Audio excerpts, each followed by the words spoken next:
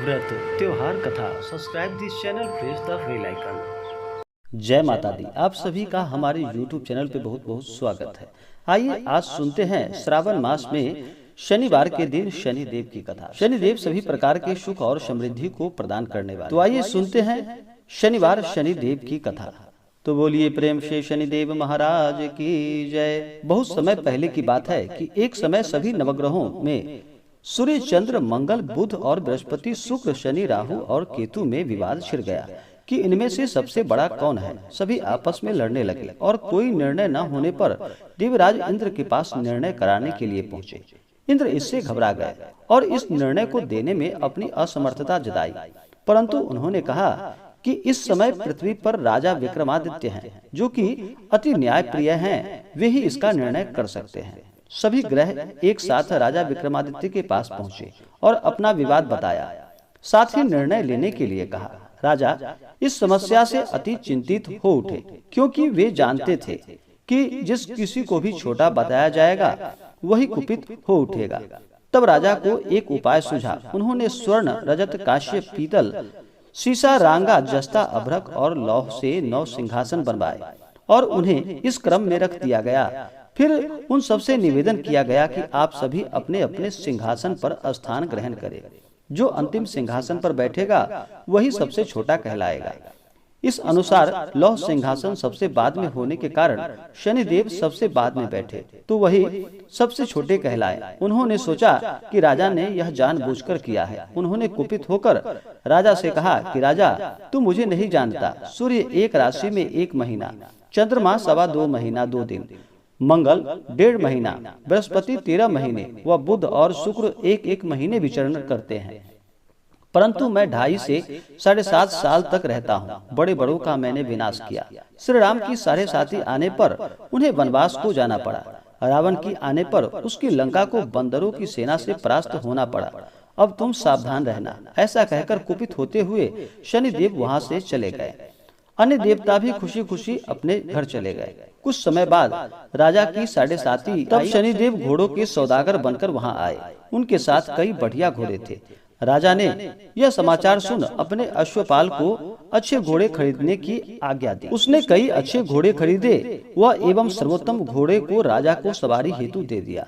राजा ज्यों ही उस पर बैठा वह घोड़ा सरपट वन की ओर भाग चला। भीषण वन में पहुंचकर वह वहां से अंतर्ध्यान हो गया और राजा भूख प्यास से भटकता रहा।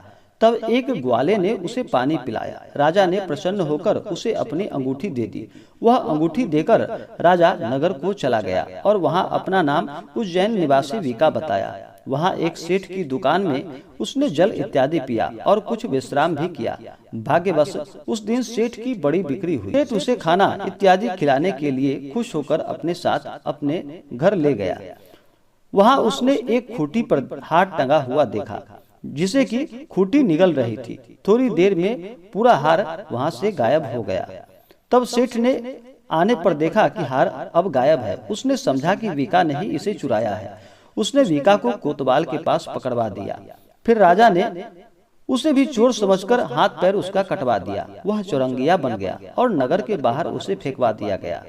वहां से एक तेली निकल रहा था, जिसे कि उस पर दया आई और उसने विका को अपनी गाड़ी में बिठा लिया। वह अपनी जीभ से बैलों को हाँकने लगा। उस काल राजा की शनि दशा समाप्त हो रही थी। वर्षा काल आने पर मल्हार गाने लगा। तब वह जिस नगर में था वहां की राजकुमारी मनभावनी को वह इतना भाया कि उसने मन ही मन प्रण कर लिया कि वह उस राग गाने वाले से ही विवाह करेगी। उसने दासी को उसे ढूंढने के लिए भेजा। दासी ने बताया कि वह एक चौरंगिया है, परंतु राजकुमारी न मानी।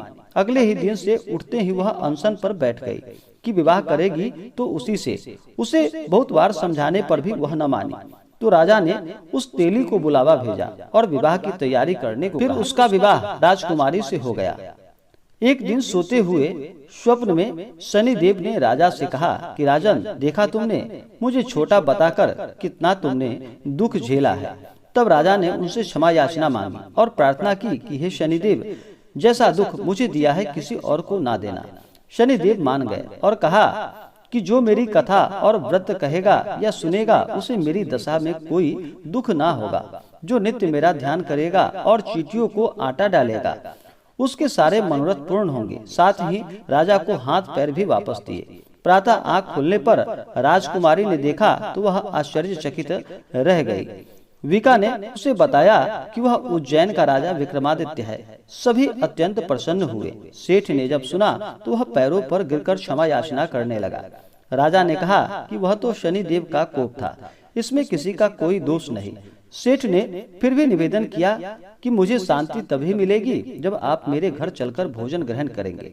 सेठ ने अपने घर नाना प्रकार के व्यंजनों से राजा का सत्कार किया। साथ ही सबने देखा कि जो खुटी हार निगल गई थी वही अब उसे उगल भी रही थी।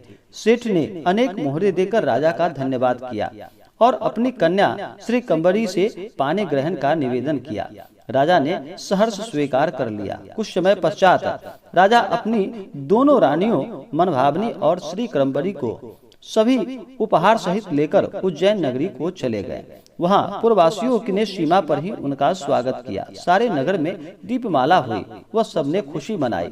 राजा ने घोषणा की कि मैंने शनि देव को सबसे छोटा बताया था, जबकि असल में वही सर्वोपरि है। तब से सारे राज्य में शनि देव की पूजा और कथा नियमित रूप से होने लगी। सारी प्रजा ने बहुत समय खुशी और आनंद के साथ बिताया। जो कोई शनि देव की इस कथा को सुनता है या पढ़ता है, उसके सारे दुख दूर हो जाते हैं और शनि देव अपना कृपा बरसाते हैं।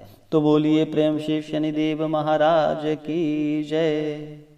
तो आशा करता हूँ कि यह जानकारी आपको अच्छा लगा हो। ऐसे ही ज्ञानवर्धक जानकारियाँ की प्राप्ति के लिए हमारे चैनल को लाल बटन दबा करके सब्सक्राइब करें।